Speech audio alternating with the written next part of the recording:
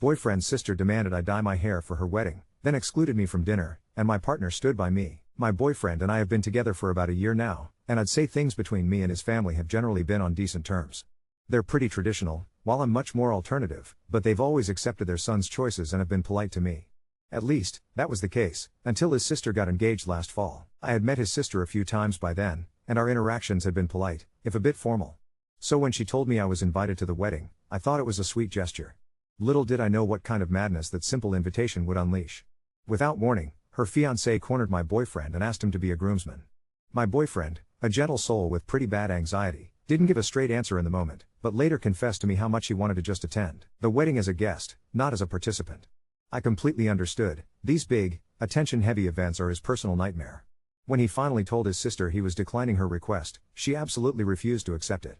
As if that weren't enough, she sent him a tux, hundreds of dollars worth, telling him it was the one he'd need for the wedding. And, of course, she wanted him to buy it, not rent.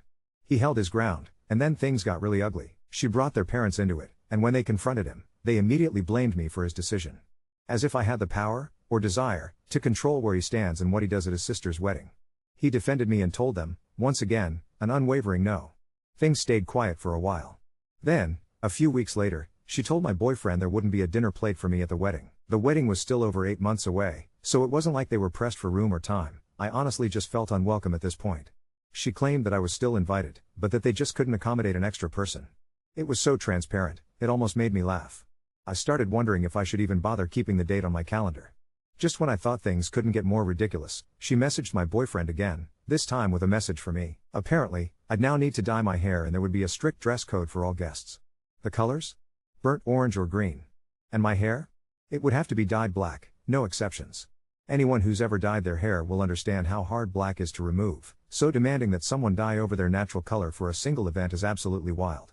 My hair is usually a deep, subtle red, not vibrant, but definitely not black. There was no way I was going to ruin it just to appease her. At best, I'd consider a wig, but honestly, I'm just done. I can see past her rules and straight to the real target, me. I've never experienced anything like this before, and I genuinely don't know how things will play out with his family in the long run. But one thing is certain, my boyfriend has my back, totally and unconditionally, and it gives me more strength than the approval of 100 in-laws ever could. Update 1. I sent her a personal message where I set out my boundaries and made my feelings extremely clear. I told her, "Hi. I just wanted to shoot you a message and let you know that I heard from my boyfriend about your request for me to dye my hair for your wedding, and honestly, I find that to be way too big of a commitment for simply being a guest. If I don't fit the aesthetic you want for your special day, then please feel free to uninvite me." I was set to attend as his date, but there's just no way I'm going to make an alteration to my hair that could end up damaging it, or leave me stuck with a color I don't want. I made sure to express that I'd be more than happy to wear a green or burnt orange dress, and I can pull off formal. But asking guests to change their hair color is just outrageous, and, frankly, I found it disrespectful. Update 2. Of course, instead of responding directly to me, she dragged her entire family into the mess. My boyfriend is absolutely livid that she spread my private message around and turned the whole thing into major drama. Right now, he's refusing to speak to her at all. When his parents tried to get aggressive with him about the situation, he shot back with something I'll never forget. He told them that if they want to come to our wedding in the future, they'll have to shave their eyebrows off and dye their hair green, just so they know what it feels like to be pressured into changing their appearance for someone else's big day. His sister, meanwhile, is still being unbelievably petty about everything. Who knows what she'll try next, but one thing is for sure, I've made my boundaries absolutely clear, and I'm standing my ground. Only now did I find out that she actually sorted out the dinner plate situation ages ago and simply never bothered to tell us for months, so I suppose if I did decide to go, I wouldn't be stuck without food after all. Still, after all this, I doubt I'll be attending. There's even more to this story when it comes to how she treats her brother, so I might as well lay it all out now. She honestly just assumed he would buy the tuxedo for her wedding, and went so far as to tell him she wanted him to have it tailored to fit him exactly, no detail spared, so it would look perfect in the wedding photos. Never mind the fact that he's been saving up to get his own place after his last living situation fell through. She expected him to shell out for the tux early, with no consideration for what he's got going on. As if that wasn't enough, she casually hit him up around Christmas asking for money, upwards of $500, supposedly to go toward her wedding, when her fiancé's parents are already footing most of the bill. He was stunned. Obviously he can't just hand her $500 out of nowhere, so instead he got her some thoughtful, personal gifts based on her own interests.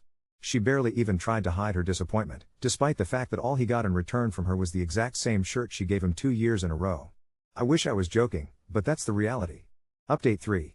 After a tidal wave of drama and anticipation, It's finally time to share exactly how my boyfriend's sister's wedding unfolded. If you've missed the saga so far, here's the quick recap. My boyfriend's sister tried to insist I dye my hair black, wear either burnt orange or green, and attempted to exclude me from her wedding entirely, refusing me food and a seat after giving me a so-called heartfelt invitation. Still, against every single friend's advice, I decided there was no way I'd miss this disaster in the making. And oh, I was right, what a glorious mess it turned out to be. But first, the rehearsal dinner. The chaos didn't even wait for the main event. The entire rehearsal was a circus, everyone darting around, clueless, the wedding planner literally shrieking across the field, and at one point, someone even stepped directly on a snake. The rehearsal was outside on an absolutely scorching day, so by the end, we were collectively sweaty, grumpy, and completely over it. At dinner, I managed to embarrass everyone just by doing the kind thing, pulling out a bottle of Advil for my boyfriend's migraine and walking him to the bathroom when he got sick. Apparently basic human decency was offensive that evening. Come wedding morning, my boyfriend's parents messaged us, on behalf of his sister, of course, to announce that my piercings were now forbidden as well. My boyfriend wasted no time calling them out, he was furious, and he let them have it. But after witnessing that unbelievable rehearsal, there was no way I'd skip the wedding, I needed to see it through, so I showed up, unapologetically myself, my hair its usual color, piercings intact, and a tight emerald green dress. I entered and immediately clocked at least a dozen guests sporting visible tattoos, piercings, and brightly dyed hair. Not a single person wore burnt orange or green, and all the wedding colors were beige and pink. It became hilariously obvious, these rules were concocted specifically to target me, to put me on the spot or make me look bad. Then the circus truly began. The music system sounded like it had taken a bath, with the audio warbling horribly, and whoever managed the playlist accidentally paused the music. Not once, twice. Instead of a flower girl, the groom's fully grown male friend strolled out tossing flower petals, beating one poor guest in the face and nearly causing a walkout. For his entrance, the groom strutted down the aisle to X-Gun Give It To You with all his friends hooting and whistling. The bride's grandmother audibly refused to walk as planned, sparking a loud, public squabble with the event coordinator. The guests exchanged smirks and jokes, and the whole event felt more like a low-budget comedy than a solemn ceremony. During the photos, the bride tried her best to put me in my place, sticking me in the back row. Only, my boyfriend wasn't having it. He swept me up bridal style, ensuring that in every shot, there I was, front and center. Food was another adventure. They gave everyone a plate for the buffet and strictly enforced a one-plate rule, but I waited until the server swapped out, then snagged 2 plates. Meanwhile, the bride vanished for hours for an endless photo session, leaving the guests milling about desperately awaiting the cake. But the real kicker came during the reception. Hours later, scrolling through wedding footage on the photographer's Facebook, we were searching for clips of us dancing and instead caught the bride in the background grinding, no mistake, absolutely pressed against some random guy, fully involved in her own afterparty. I went, I saw, I looked fabulous, and I got to spectate live as the entire wedding crumbled into comedic disaster.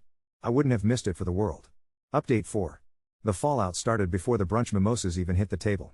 The photographer dropped a sneak peek highlight reel at 8 a.m., and it was like someone lit a fuse. There she was, my boyfriend's sister, in high definition, not just dancing questionably, but doing the absolute most with a guy no one could place, framed by beige chiffon and an aggressively wilting eucalyptus garland. An aunt tagged the groom with a row of heart emojis, then immediately untagged him, then tagged him again. 10 minutes later the video disappeared, and 5 minutes after that, the photographer reposted it with the comments turned off. Apparently the bride tried to muscle her into taking it down entirely, but their contract lets her post what she wants. You could feel the group chats waking up and sharpening knives. We didn't go to the day after brunch, but we didn't have to. Our phones turned into sirens. The groom's mother called my boyfriend whisper crying from the bathroom of the venue's bridal cottage, which is basically a shed with French doors. The groom had left with his brother, the bride was taking time to compose herself, and brunch was devolving into a game of musical chairs with no music because the Bluetooth speaker died again and no one remembered the aux cord. Someone tried to slice the cake with a plastic knife. At noon, my boyfriend got an email from his sister with an attached invoice. An actual invoice, with a logo she clearly made on Canva, addressed to non-compliant guest. I wish I was kidding. She'd itemized hair non-adherence fee, piercing distraction fee, buffet overages, X1 plate, and, this was the chef's kiss, retouching costs to remove subject from couple's portraits. $412. Due on receipt. She followed it with a long paragraph about how my aesthetic choices compromised her cohesive vision and how she'd be forwarding the invoice to his parents for enforcement. My boyfriend responded to the whole family thread with one sentence: return address is the trash. By evening, the groom had posted a Notes app statement that managed to say nothing except that they were navigating a private matter and would be postponing travel plans. The bride put up a boomerang of her left hand with a caption about hitting turbulence that had nothing to do with an airplane. People asked if they were okay. She heart reacted every single one and added a Bible verse about forgiveness. The understated part? We got a text from the best man that the groom had spent the afternoon in his garage drinking Mountain Dew and staring at a wall while a golden retriever put a tennis ball in his lap approximately 70 times. 2 days later came the part that made my eyes actually bug out. Turns out their officiant, who is some cousin's husband with a $35 online certificate and a very serious haircut, never filed the marriage license. He tucked it into his Bible to keep it safe and drove home with it. The clerk's office left a message when no paperwork arrived. When they called him, he immediately confessed like he'd been caught embezzling. The bride blasted a mass text asking everyone to meet at the courthouse on Thursday to make it official. The groom responded that he needed space and clarity before signing anything and did not show up. I've never seen rage translated through a screenshot quite like the one she sent after that. She accused me of bringing bad energy to her altar by refusing to dye my hair and said the whole thing felt cursed. I politely told her that my hair color has no jurisdiction over county clerks. Her parents finally cracked. His dad called us that night and, in a tone I've never heard from him, apologized for the hair nonsense. He said they'd been trying to keep the peace and ended up co-signing chaos. He didn't ask us to fix it, he just said he was sorry. I didn't realize how much I needed that until I heard it. Meanwhile, the photographer posted the full gallery link to a private page. You could practically hear the bride sharpening Photoshop. I opened it and burst into laughter. Every time my boyfriend dipped me in that emerald dress, there we were, front and center, my very present piercings catching the golden hour light like tiny disco balls. In one series, the groom's friend turned flower boy is mid-throw with the petals and the face of the guest he smacked is immortalized forever. The bride did try to have me edit it out. The photographer emailed her a retouching estimate that would have covered a small used car. She didn't get what she wanted. She did, however, send my boyfriend a second invoice with late fee added. He replied with a screenshot of the state's harassment statute. The best and worst part came from the groom's grandma, the same one who staged a sit-in at the aisle. She found me on Facebook and sent a friend request that arrived with a message. You looked pretty as a penny. Don't let anybody tell you different. If God wanted everyone to match a table runner, he'd have made us all napkins. I screenshotted it and set it as my lock screen for a full day. There was one more swipe from the bride before the line finally went dead. She tried to have the tuxedo tailor bill forwarded to my boyfriend since he was supposed to be wearing it in spirit. He'd never laid a finger on it, and the tailor, who is apparently a saint, refused on principle. Then she told my boyfriend she expected him to unfollow the photographer out of respect. He answered with a thumbs up emoji that somehow felt like a slam dunk. And us? We stepped back. We didn't block anyone, we just set our phones on Do Not Disturb and went to a diner that still serves pancakes on plates that weigh as much as hubcaps. My boyfriend signed the lease on his new place, and I helped him hang a mirror that doesn't warp your face into a funhouse version of yourself. He turned his phone face down in a drawer and looked more relaxed than I've ever seen him. For once, the only thing we planned was breakfast. If you're curious whether she ever got her legal marriage out of it, I honestly don't know. I do know the courthouse selfie never hit her feed. The invoice expired. The gallery stayed. The hair stayed my hair. And the next time somebody tries to send me a bill for existing, I'll send them a picture of that grandma, lips pursed, eyes blazing, ready to plant herself exactly where she wants to be. Update 5. A beige envelope from the county arrived like a tax bill and a love letter had a baby. Inside, a small claims summons. She'd actually filed. Non-compliant guest v. My boyfriend, seeking $412 for aesthetic disruption, plus a late fee she'd scrawled in pen like a tip on a receipt. There was a hearing date, a courtroom number, the whole 9 yards. My boyfriend held the paper the way you hold a wet sandwich, careful, offended, a little bit impressed at the audacity. We went. If you've never been to small claims at 9 a.m., it's a symphony of fluorescent lights and people arguing about lawnmowers. She arrived in white from throat to ankle with a rolling case full of binders, each one labeled in gold script. Vision. Damages. Evidence. She'd printed photos of me at her wedding and highlighted my piercings in yellow like she'd found a clue. I swear to you she brought a color wheel. The judge, a woman with glasses on a chain who looked like she'd seen every kind of nonsense the human species can produce, asked her to define aesthetic disruption. The sister launched into a monologue about cohesion and palettes and the sanctity of her brand, and then she said the quiet part out loud and told the judge she'd asked me to dye my hair for the good of the photos. The judge blinked slowly and asked, "You tried to charge your brother money because his girlfriend did not change her body for your party?" The bailiff coughed into his sleeve in a way that sounded suspiciously like a laugh. My boyfriend handed over the emails. The judge's eyebrows went up when she got to retouching costs to remove subject from couples' portraits. She asked who took the photos and if there was a contract. There was. With the photographer. Not with me. The judge turned her head and asked if I was a vendor. I said no, just a guest who ate 2 plates of penne. The judge nodded, marked something on the file, and said, "Claim dismissed. Litigant is admonished not to weaponize the court for personal grievances." Then she stapled a printout about misuse of the court system to the back of the folder and, for garnish, told the sister to stop sending invoices to people who don't work for her. The sister actually tried to object on vibes. The judge used the gavel. I didn't even know they used the gavel. In the hallway, The sister pivoted from legal jargon to curses about curses. Apparently my hair hexed her union, her caterer, and her dog's digestion.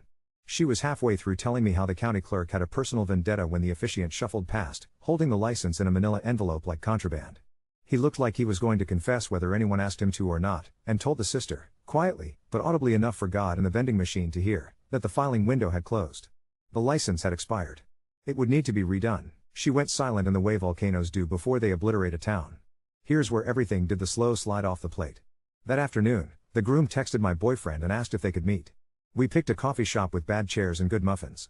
He arrived with dark circles, a duffel bag, and the look of a man who'd been living on Gatorade and advice. He apologized for the weekend, for the invoices, for not stopping the train when he saw the bridge was out. He said the guy from the video wasn't a stranger. It was the flower boy. There'd been a history. It wasn't new. He'd found messages from before the engagement. He was done. The ring had been retrieved by her mother and placed in a jewelry box with a sticky note that said think. He told us he wasn't signing anything. He was staying at his brother's for now because his apartment was full of boxes labeled Mr. and Mrs. with Sharpie hearts over the ampersands. He thanked me for being myself in a way that made my throat go weird. We sent him home with leftovers and a copy of his own Netflix login so he could stop watching whatever his brother thought constituted a documentary. By morning, the sister was in rebrand mode. She posted a story in a white suit under a caption about embracing a second ceremony and messaged the photographer demanding a strategic content pivot. The photographer replied with a rate sheet and a screenshot of the clause she'd already read to her once. Her next bright idea was to stage completion photos with a tuxedoed male model as a stand-in until paperwork resynchronizes, which is a sentence I did not know my brain could process. The florist told her she didn't rent grooms by the hour. She pivoted again and hired a friend to shoot elevated candids in a courthouse hallway. No one showed. She posted a boomerang of a pen hovering over a blank line and wrote, "One day at a time." The family split itself like a cell. His dad sent us a picture of his grill and asked if we liked ribs on Sunday because he was missing normal. His mom called and said she'd started therapy and asked if she could invite me to coffee without it being weird. It wasn't. She apologized again, not with excuses, just with that tired sincerity people get when they finally step out of a fog. She said she'd told her daughter to stop blaming my head for her heart. She said she was choosing her son. We sat by the window and watched a man try to parallel park for 4 minutes and she laughed until she cried. Grandma sent me another message that deserves a frame. I told her I'm not getting dressed for her do-over unless there's a chair in the shade and a him I know. I like your earrings. If the Lord doesn't, he can take it up with my cataracts. The last flare was a certified letter from a collections agency whose address, when you searched it, came up as a UPS store. My boyfriend took a photo of it next to the court dismissal and mailed both back with a post-it that said, "Return address still the trash." The agency emailed him an apology and, I am not making this up, offered him a coupon for car insurance. Life, for us, shifted back into color. We hung cheap curtains, killed a basil plant by overloving it, and found a diner where the waitresses call you honey and don't write anything down. My boyfriend took a long shower, shaved the week off his face, and learned the miracle that is a properly sized pillow. He read a book before bed and didn't pick up his phone once. I bought a little green velvet jewelry box at a thrift store and put nothing in it, just because it was pretty and it felt like the opposite of those Sharpie hearts. Do I know what she'll do next? No. I do know that the license expired, the court said no, the invoices went limp, and the gallery is still up, light hitting metal, me laughing, him carrying me like a bit we made up just for us. Somewhere, a stack of white binders is sitting in a rolling case waiting for a day that isn't going to come. Somewhere else, a golden retriever is finally sleeping because the room is quiet. And me? I'm going to keep my hair, my fork, and my calendar blissfully free of courtroom beige. If she tries again, I'll be ready, with grandma's words in my pocket and exact change for the parking garage. Update 6. A manila envelope with urgent, legal stamped at a slant landed on our doormat like it wanted me to salute it. Inside, a cease and desist letter written in 11-point Times New Roman from a law office whose email was a Gmail account and whose footer still had, insert firm motto here. It demanded that I remove all instances of my likeness from any and all publications, except them I was her, and the publications were the photographer's gallery and my own face. It was addressed to Emerald Guest. She'd promoted me from non-compliant to a Pantone. The photographer called before I could finish laughing. She'd gotten her own copy, glued to a DM that began with "per my attorney" and ended with "you'll be hearing from my team." The photographer sent back the contract with the clause that might as well have been titled "No, you do not own the air." She added a PS asking if she could submit the dip photo of me and my boyfriend to a local juried show. I said yes before the phone finished buzzing. If my piercings were going to be infamous, they might as well hang on a wall with decent lighting. Meanwhile, the venue emailed the family a polite brick wall. The sister had tried to book a content day reenactment on a weekday at a collaboration rate, which is apparently free if you say it with enough adjectives. She was bringing a stand-in groom and a fresh binder called Completion. The venue manager replied that they do not rent their barn to unpaid actors or ideas, and underlined no drones 3 times. She pivoted to the park. The park had other plans. She showed up in a white suit with a friend holding a reflector, and, bless the city calendar, walked straight into the annual goth picnic. Black lace, parasols, boots like small buildings. Everyone's hair was black and not for her. She tried to herd 3 teenagers into elevated B-roll and got a polite hand raised in her face like a palm-sized stop sign. Someone's toddler, fully delighted by a woman dressed like a punctuation mark, placed a shoe print on her pant leg that could have been framed. She lasted 20 minutes before blaming the sun, the shade, and my name out loud as if saying it might banish me. The ring made a comeback like an unwanted chorus. The groom's mother asked me to go with her to the jeweler to finally get an answer about whether the stone was what it was supposed to be, because she couldn't take one more opinion that began with "I'm sensing you're an earth sign." The jeweler cleaned it, tilted it under a lamp, and said quietly that it wasn't the family stone. It was a very nice lab-grown set in the old setting, which explained why the prongs looked like they'd been adjusted by a raccoon. No theft, just a swap without the courtesy of a sentence. The mom closed her eyes for a long 5 count like someone finishing a prayer. On the way out she bought a silver chain and told the clerk, "We're done being sentimental about objects that don't mean what they say." The gallery night arrived with folding chairs and cubes of cheese and a man in a hat asking if anyone here was into emulsions. The photographer's print of us lived on a brick wall under a track light, labeled with a title she'd not so subtly chosen, Cohesion. My boyfriend squeezed my hand so tight it clicked. The owner of the space, who also makes lattes and collects antique doorknobs, brought us a free cookie and said he'd had to keep turning down a brand reorientation request for the back room from a woman who wanted all photos with green and them removed. She'd tried to report the print for identity theft. He put up a tiny, handwritten sign by the espresso machine that said "Aesthetic Disruption, House Special, Extra Shot, Lime Zest, no apologies." I ordered 2. She didn't show to the opening, but she did send me an invoice for unauthorized exhibition of my event essence. I sincerely wish that was hyperbole. My boyfriend replied by attaching a photo of the judge's dismissal and a gif of a dumpster floating down a flooded street with the caption "There goes your mail." Sunday felt like air. His dad texted a photo of ribs and wrote "Bring forks," which is Midwestern for an olive branch. We took honey butter and paper towels. He apologized again in person, one of those halting apologies that stops and restarts because the person doing it is making sure each piece lands. His mom sat beside me and told me her therapist's name like introducing me to a new neighbor. The groom arrived with the golden retriever, both of them looking like they'd slept, finally. He made a joke about changing his Netflix password back from whatever his brother had switched it to, 9/11 was moths, and then asked if we wanted to do pub trivia on Tuesday. Team name, Aesthetic Disruption. We lost every sports round by a margin that felt like a performance art piece and still had the best time I've had in months. He talked about a studio apartment with a fire escape and a plant he'd named Kevin because Kevin looked like he'd survive anything. He kept thanking me until I told him to stop like a cop issuing a warning. Grandma did her part. She mailed me a postcard of a lighthouse from 3 towns over that said, in blue pen, "Let her holler. Wind don't move bricks. Keep your pretty hair." P.S. I told them I'm bringing deviled eggs to the next family thing and if she wants to be mad at paprika she can do it in the driveway. I stuck it to the fridge with a magnet shaped like an egg. There was a last gasp from the invoices. A collections agent called and asked for Miss Emerald. I asked which agency. He said Premium Recovery. I asked for their physical address. He said, "We conduct business remotely." I told him the state AG loves pen pals. He hung up so quickly the line coughed. 30 minutes later I got a text that said disregard previous communication and, mystifyingly, a coupon code for 10% off a timeshare presentation. I'd love to say she went quiet, but of course she posted a soft launch story of a forearm with a familiar tattoo in the caption "Belonging." The comments turned into a church potluck of opinions. We did not attend. There was no courthouse selfie after that, either, just a quote graphic about writing your own chapters in a font that looked like it got dizzy on the way to the baseline. Life rolled forward. The basil died and we laughed at our ambition. We bought a $7 plant that refuses to perish and named it Cohesion as a private joke and a trophy.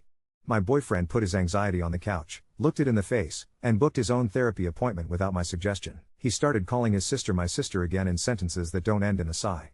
I cut a tiny, clip-in green streak for a night out, not because anyone told me to, but because I liked it, and when he saw it he said it looked like good luck.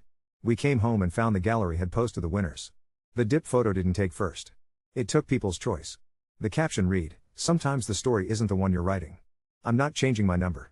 I'm not changing my hair. I'm not changing my fork. If another envelope arrives trying to drag me back into beige, I'll use it to wedge the wobbly table at the diner while we eat pancakes that weigh as much as free weights. Grandma's postcard stays on the fridge. The dog sleeps. The plant is stubborn. The gallery print is ours now, rolled in a tube with tissue paper, waiting for a wall that's learning it doesn't have to match a table runner to matter." Update 7. A man with a calm voice and a badge number called while I was fishing a cilantro stem out of the sink. He said he was with the Attorney General's Consumer Protection Unit, and could he ask a few questions about a debt collection entity attempting to recover fees related to an event. I leaned on the counter and stared at Cohesion the plant like it could coach me. He read the agency name, the UPS store address, the Gmail domain. He asked if the invoices referenced aesthetic disruption. He sounded faintly amazed just saying it. I forwarded the emails and the recordings, and he thanked me in that thorough way government people do when they finally found the thread on a knot. 10 minutes later he called back to ask if we'd consent to our complaint being used if they issued a warning. I said yes and put the phone down and laughed until my stomach hurt. Somewhere, a Canva logo blinked in fear. Grandma's 80th landed like a holiday everybody actually likes. Church hall, folding chairs, strawberry sheet cake with balloons piped on so aggressively the red almost vibrated. She made one rule: no binders. She said it into the mic before the prayer. If you brought a binder, it belongs to the Lord now. The whole room clapped like someone had just promised air conditioning. We wore normal clothes. I wore my hair like hair and a dress that wasn't on any wheel. His mom hugged me at the door, breathes in and out kind of hug, and his dad handed my boyfriend a set of tongs like that was an apology in a language only men with grills speak. The dog came with the ex-not husband and immediately fell asleep under a table like he'd finally got the memo that our family events were not life or death. She arrived in white. A suit again. Ring light tucked under her arm, tripod over her shoulder, new forearm attached to a man who looked like he'd been told he was going to a networking event and got ambushed by frosting. She beelined for the far end of the hall and tried to annex the Sunday school room like it was a content suite. The pastor, who has a doctorate in saying no politely, told her they weren't collaborating with Completion or any of its subsidiaries. She tried to argue that the room had better ambient tone. The ring light hit the power strip and the entire left side of the hall went dark. Someone started a hymn because that's what you do when the lights go out on a woman in a white suit announcing she's going to capture essence. The breakers came back. Grandma took the mic again. "We're going to have cake and then we're going to sit down and talk like people," she said, and then she called my name and handed me the knife. "Cut pretty," she whispered, "and give your boy 2 corners." I did. The frosting was a little too sweet and perfect and nobody cared. His mom wore the family stone around her neck. Not the ring. A necklace. Simple setting, no raccoon prong energy, catching the light like it was finally tired of being a prop. She caught me looking and touched it. "I had it reset," she said. "It belongs with me for a while." There was a small tremble in her voice that matched the thinnest sliver of chain. She didn't apologize for that. She didn't need to. The ex came over with a paper plate and a grin that reached his eyes for once. He asked if we were still on for Trivia Tuesdays. Team Aesthetic Disruption, no sports categories, please. He said he'd signed his lease. He said Kevin the plant was thriving and he'd made an adult purchase, a plunger. The dog dropped a tennis ball on my shoe and then on my boyfriend's, and then on the ex's, democratically. We agreed to ribs on Sunday without anyone having to pretend it was about anything except pleasure and sauce. She lasted through exactly one verse of How Great Thou Art before trying to stage a toast for her new chapter in front of the dessert table. Her forearm lifted his cup dutifully. Grandma cut her off with a single raised finger. "We're not launching anything today," she said into the mic, which is how I learned Grandma could kill a power move better than any breaker ever could. The suit pivoted, muttered about negativity and refusing transformation, and stormed to the parking lot to get B-roll among sedans. The church sprinklers came on because God and a timer colluded, and a V-shaped wet patch appeared on her pants like irony had paid extra for a close-up. A toddler in a bow tie ran past and left a shoe print high on her shin that looked like a signature. The forearm wiped at it. The ring light tipped into a puddle with the tiniest sizzle. Somewhere inside, someone yelled, "Save the deviled eggs." And we did. From the corner near the coffee urns, the pastor gently asked if we could step into his office after cake for a moment of grace. We sat in a circle of mismatched chairs with a cross and a ficus overlooking us like the strangest jury. She brought a tripod. He said no filming. She called it a reconciliation session and then tried to pass out printed NDAs with a clip art dove at the top. He took one look and said, "I don't sign paperwork to love my own family." She asked me if I would agree to a pallet for holiday gatherings to avoid visual chaos. I asked if she'd agree to a kindness for any gathering to avoid emotional chaos. She called me antagonistic and then cried into a tissue she'd folded into a perfect square. His mom reached over and patted her hand and said, "We will not be doing colors anymore." His dad cleared his throat and added, "Or invoices." The ex swallowed a laugh and turned it into a cough. We went back to the hall and got seconds. The tripod stood in the corner like a tall, confused child. On Monday, an email from the AG's office landed with a sentence that felt like a window opening. A formal cease and desist would be issued to the collection agency for unlicensed activity and deceptive practices. If additional contacts occurred, we were to notify them. They used the phrase pattern of behavior. The quiet that followed lasted 36 hours. Then a new envelope appeared with trademark notice in bold and a threatening clip art of a stamp. She'd filed a common law claim on aesthetic disruption using a website that sells novelty diplomas and tried to assert retroactive ownership of the team name. She requested that we rebrand Trivia out of respect or pay a licensing fee of $19.99 per use. The coffee shop where we do trivia taped the notice to the specials board and renamed their house blend for the week. The barista said, "Royalty-free refills." The photographer texted a photograph of a red dot next to our print. "Sold." Not to the coffee shop guy. To Grandma. She'd walked in, pointed at Cohesion, and said, "That one is mine. I've got a blank space over the piano." The photographer told us she knocked $5 off for cash and a story. We went by after work and the owner handed us a small artist proof in a cheap black frame because the person who got the real one sent me a postcard that made me cry. It's on our wall now, above a wobbly table we don't plan to fix because it makes us set our drinks down with intention. She tried one more pivot before the week ended. A soft-voiced man showed up at our door with a clipboard and asked if we'd been served by the Spirit to attend a facilitated forgiveness retreat. He said the retreat included guided brand work. He read it off a sheet. The return address was the same UPS store. We told him we declined politely and offered him a rib. He took it without asking what had happened and ate it on our stoop like a human being who had been sent to do a job and found himself suddenly fed. He told us he was thinking about going back to school. We wished him luck and he said he thought he'd be good at fixing refrigerators. Grandma sent one more bulletproof line on a scrap of stationery that used to say Ladies Circle Agenda. "There's only 2 pallets at my table," she wrote in blue ink. Kindness and enough. She underlined enough 3 times and put a tiny star next to it like a stamp of approval. We went to trivia. Heme aesthetic disruption. We tanked sports again and nailed obscure rivers. The ex did a little victory dance when he knew the capital of Burkina Faso and the dog, who is not allowed in bars, still somehow got a French fry. We walked home under a string of streetlights, my hair catching light the way metal does in that photo, him brushing his fingers against the clip-in green streak I'd left vaguely in, superstition more than style. At home, the plant looked like it had decided to live. The print hung straight. The phone face down. If another envelope shows up demanding a license to exist, I'll file it in the same place we keep the takeout menus and the warranties for appliances we don't own. Grandma's picture is on the piano at her house, a print of us on a wall that has heard hymns. She put it between a cross-stitch of the 66 books of the Bible and a Polaroid of her on a tractor in 1958. If God wants a mood board, he can borrow hers.